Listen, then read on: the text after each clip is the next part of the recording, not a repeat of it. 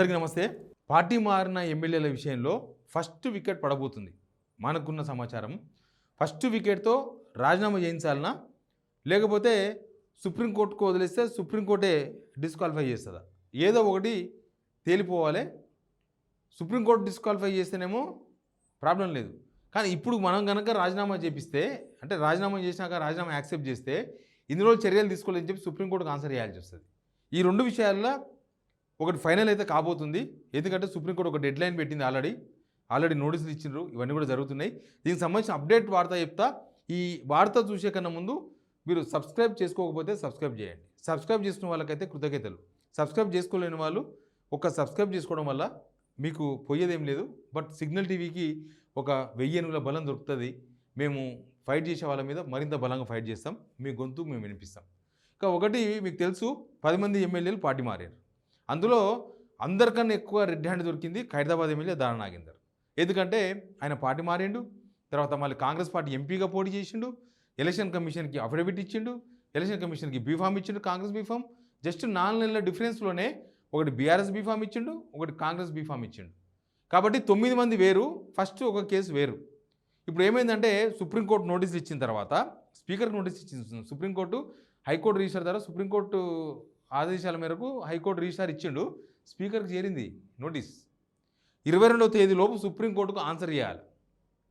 ఈ 10 మందికి ఇచ్చారు. ఈ దాన నాగేందర్తో పాటు మిగతా 9 మంది కూడా నోటీసులు వచ్చినాయి. వాళ్ళు కూడా అడ్వకేట్ల చుట్టూ తిరుగుతూ ఉన్నారు. వాళ్ళంతా తర్జన భర్జన పడుతుంటారు. ఏమని ఇవ్వాలి సుప్రీంకోర్టుకు? సుప్రీంకోర్టు మీ మీద ఎందుకు చర్యలు తీసుకోకూడదు అని వీళ్ళకి ఇచ్చింది.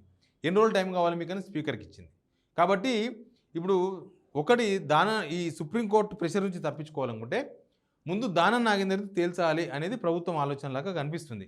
దాన నాగేందర్ కూడా ఈ మధ్య బహుశా ఆయన సన్నిహితులు చెప్తున్నారు, దాన నాగేందర్కి ఆల్రెడీ చెప్పేసిండ్రు ఆ విషయాన్ని.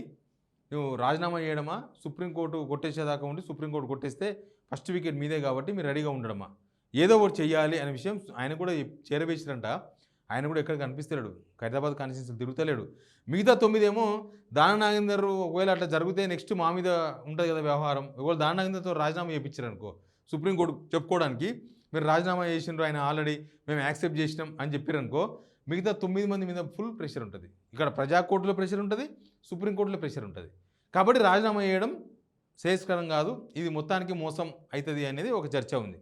అయితే సుప్రీంకోర్టు తెలిసిందాకా ఉంటే ఏమవుతుంది? సుప్రీంకోర్టు డిస్క్వాలిఫికేషన్ చేస్తుంది. ఒక డిస్క్వాలిఫికేషన్ తర్వాత నెక్స్ట్ దాన నాగేందర్ జనాలకి ఏమని పోవాలి? నన్ను సుప్రీంకోర్టు డిస్క్వాలిఫికేషన్ చేసిందని చెప్పాలనా పార్టీ మారినందుకు? అది ఆయన మీద నెగిటివ్ వస్తుంది. సేమ్ టైం సుప్రీంకోర్టు డిస్క్వాలిఫై చేసింది, స్పీకర్ నిర్ణయం తీసుకోలేదు, ప్రభుత్వం తప్పు చేసింది అనేది జనాలకు పోతుంది. అట్లా చేసిన మిస్టేకే, ఇట్లా చేసిన మిస్టేకే. ఇప్పుడు ఏం రిపోర్ట్ చేయాలి? 22 అసెంబ్లీకి స్పీకర్తో సహా మిగతా వాళ్ళందరూ రిపోర్ట్ చేయాలి. 25వ తేదీన సుప్రీంకోర్టులో హియరింగ్ ఉంది. ఇప్పుడు ఇంత టైం కావాలంటే ఒక పర్టికులర్ టైం ఖచ్చితంగా స్పీకర్ చెప్పాల్సిన ఆవశ్యకత ఏర్పడ్డది, ఆ అవసరం ఏర్పడ్డది.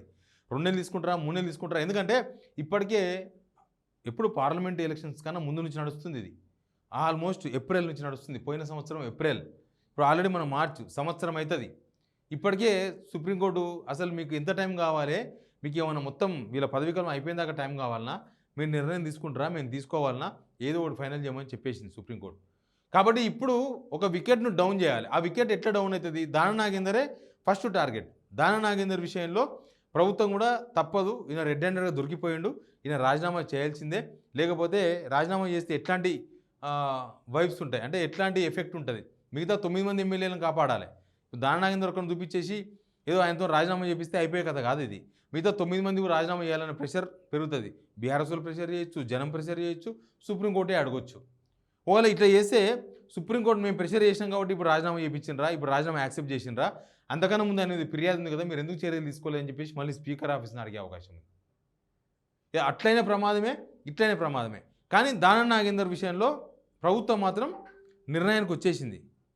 ఫస్ట్ ఈయన విషయంలో ఏదో ఒకటి చెప్పి సుప్రీంకోర్టును సాటిస్ఫై చేయాలి. మిగతా 9 మంది విషయంలో ఆర్గ్యుమెంట్స్ చేద్దాం. మిగతా 9 మంది విషయంలో సీనియర్ అడ్వకేట్ ఆల్రెడీ చూసారు కదా, ఒక సీనియర్ అడ్వకేట్కి 22 lakhs గవర్నమెంట్ పేమెంట్ చేసింది ఈ కేసు వాదించడానికే. ఈ ఎమ్మెల్యేల పార్టీ మారిన కేసు వాదించడానికే జనం డబ్బులను ఖర్చు పెడుతుండ్రు. వీళ్ళు దేనికోసం పార్టీ మారినరో కానీ అది కూడా జనం మీదే పడుతుంది బడెన్. ఇప్పుడు దాన నాగేందర్ ఫస్ట్ వికెట్, దాన నాగేందర్ కథ అయిపోయింది అన్న చర్చ ఒకటి నడుస్తుంది. ఇప్పుడు అసెంబ్లీకి వస్తున్నాడు దాన నాగేందర్. మొన్న తెలుసా అసెంబ్లీ స్టార్టింగ్ డే కేసీఆర్ వచ్చింది కదా, ఆ రోజు దూరంకి వెళ్ళే నమస్తే అంటుండే కేసీఆర్ని. మరి ఏందో ఆయన ఆలోచన. ఇప్పుడు ఆయన బీఆర్ఎస్లో చేర్చుకుంటే తప్ప ఆయన సేఫ్ అయ్యే పొజిషన్ లేదు. కానీ వాళ్ళు కూడా చేర్చుకోనికి రెడీగా లేనట్టే ఉంది. రెడీగా ఉంటే ఇప్పటికే చర్చలు జరిగేది. ఇక వేరే వాళ్ళని చేర్చుకోవచ్చు, కానీ దాన నాగేంద్రని చేర్చుకునే అవకాశాలు చాలా తక్కువ ఉన్నాయని బీఆర్ఎస్ లీడర్లు చెప్తున్నారు. ఇట్లా మొత్తం గజిబిజి వాతావరణం వల్ల ఫస్ట్ వికెట్ ఒకటి దాన నాగేందర్.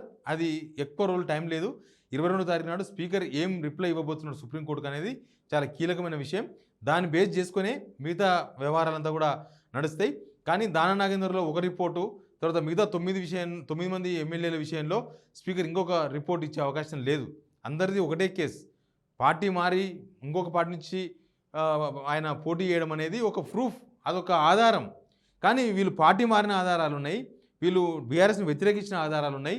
ఆల్రెడీ 500 పేజీల ఆధారాలు, టీవీ ఛానల్స్లో వచ్చిన వీడియోలు కావచ్చు, వీళ్ళు మాట్లాడినవి కావచ్చు, పేపర్ కటింగ్స్ కావచ్చు, వాళ్ళ ఏరియాలో వాళ్ళు వేస్తున్న ఫ్లెక్సీలు కావచ్చు, తర్వాత వాళ్ళు వివిధ కార్యకర్తలను తీసుకొచ్చి మేము కాంగ్రెస్లో చేర్చుకుంటున్నామని దిగిన ఫోటోలు కావచ్చు, ఇట్లాంటి మొత్తం 500 పేజీల రిపోర్టు ఆల్రెడీ సబ్మిట్ చేసింది సుప్రీంకోర్టుకు. కాబట్టి ఇప్పుడు సుప్రీంకోర్టు ఇచ్చిన నోటీసులకు వీళ్ళు రిప్లై ఇవ్వక తప్పదు. సుప్రీంకోర్టును మేనేజ్ చేసే అవకాశాలు లేవు కదా, హైకోర్టును కూడా మేనేజ్ చేయలేరు, ఏ కోర్టును కూడా ఎవరు మేనేజ్ చేయలేరు. కానీ సుప్రీంకోర్టు సీరియస్గా ఉన్నందుకు వీళ్ళు ఖచ్చితంగా 22కు మళ్ళీ పోస్ట్పోన్ చేసే అవకాశం లేదు రిపోర్ట్స్ ఇవ్వడానికి. అందుకే ఏం చేసినట్టు స్పీకర్ ఆఫీసు వీళ్ళందరికీ మొత్తం 10 మందికి నోటీసులు ఇచ్చింది. ఏదో ఒకటి చెప్పుకోవాలి కదా, సుప్రీంకోర్టుకి ఏదో ఒకటి చెప్పుకోకపోతే సుప్రీంకోర్టు ఏదో నిర్ణయం తీసుకోవచ్చు, సుప్రీంకోర్టు కొద్దిగా సీరియస్గా పరిగణనలోకి తీసుకోవచ్చు. కాబట్టి ముందు అందరికీ నోటీసులు ఇచ్చేసిండ్రు. ఆ విషయాన్ని సుప్రీంకోర్టుకి చెప్పేసి కూల్ చేద్దాం అనుకున్నారు. కానీ ఇప్పుడు అది కాదు, సుప్రీంకోర్టు అది పరిగణలోకి తీసుకుంటలే. మేము నోటీసులు ఇచ్చినాం, పిలిచినాం, మాట్లాడినాం, అది కాదు. మీకు ఎన్ని రోజులు కావాలి చర్యలు తీసుకోవడానికి? ఈ విషయం పైన ఇక్కడున్న వాళ్ళు కూడా ఎమ్మెల్యేలు కూడా అడ్వకేట్ను సంప్రదిస్తున్నారు, వాళ్ళ పర్సనల్ అడ్వకేట్తో మాట్లాడుతున్నారు. కానీ దాన నాగేందర్ ఎపిసోడే ఫస్ట్. దాన నాగేందర్ ముందు వరుసలో ఉంటాడు. ఆయన ఎట్లాంటి ఎఫెక్ట్ ఉంటుంది అంటే ఆయన రాజీనామా చేపిస్తే ఒక రకమైన ఎఫెక్ట్ ఉంటుంది మిగతా 9 మంది మీద. ఆయన ఒకవేళ సుప్రీంకోర్టు కొట్టేస్తే మిగతా 9 మంది మీద ఒక రకమైన ఎఫెక్ట్ ఉంటుంది. ఇక ఏది ముందు ఎట్లుందంటే ఇది నిన్ను ఏ రాయితో కొట్టాలన్నట్టుంది. ఏ రాయితో కొట్టినా దెబ్బ తాకుతుంది, ఇటుకబెలతో కొట్టినా తాకుతుంది, ఇంకొక రాయితో కొడుతుంది, గుల్క రాయితో కొట్టినా దెబ్బ తాకుతుంది. ఇప్పుడు ప్రస్తుతం ఆ సిచ్యువేషన్ నడుస్తుంది. ఏ రాయితో మనం కొట్టాలి అన్నట్లుగా అనిపిస్తుంది సిచ్యువేషన్. కాబట్టి దాన నాగేందర్ విషయంలో ప్రభుత్వం తికమక ఉంది. కానీ ఏదో ఒక డిసిషన్ తీసుకోవాలి, టైం లేదు. ఆల్రెడీ దగ్గర పడుతుంది. 22వ తారీఖు నాడు లోపు 22 నాడు రిపోర్ట్ చేయాలి, ఫైనల్ డే. ఆ రోజు రిపోర్ట్ ఇస్తే స్పీకరు, తర్వాత మిగతా వాళ్ళందరూ రిపోర్ట్ ఇస్తే దాన్ని బట్టి 25వ తారీఖు నాడు హియరింగ్ ఉంటుంది. చాలా సీరియస్. ఈ రిపోర్ట్ మీదే మిగతా మొత్తం భవిష్యత్ అంతా ఆధారపడి ఉంది. చూద్దాం ఏం రిపోర్ట్ ఇస్తారో. ఈ 10 మంది ఎమ్మెల్యేలు టెన్షన్ పడుతున్నారు. సేమ్ టైం అధికార పార్టీ కూడా టెన్షన్ పడుతుంది. ఎందుకంటే 10 మంది ఎమ్మెల్యేలను కాపాడుకోలేకపోతే ఆ ఎఫెక్ట్ అధికార పార్టీ మీద ఉంటుంది. చూసిన ఆ పార్టీని వదిలేసి ఈ పార్టీకి వస్తే కనీసం వాళ్ళని కాపాడుకోలేకపోయినరు అని ఆ ఎఫెక్టు పర్సనల్గా రేవంత్ రెడ్డి మీద కూడా పడుతుంది. ఎందుకంటే ఆయన నమ్మే పోయినరు, ఆయన్ని చేర్చుకున్నారు, మిగతా మంత్రులతో సంబంధం లేకుండా చేర్చుకున్నారు. కాబట్టి ఎనీవే మనం కూడా చూద్దాం, ఎక్కువ టైం లేదు, ఏం జరుగుతుందో. Please subscribe signal TV.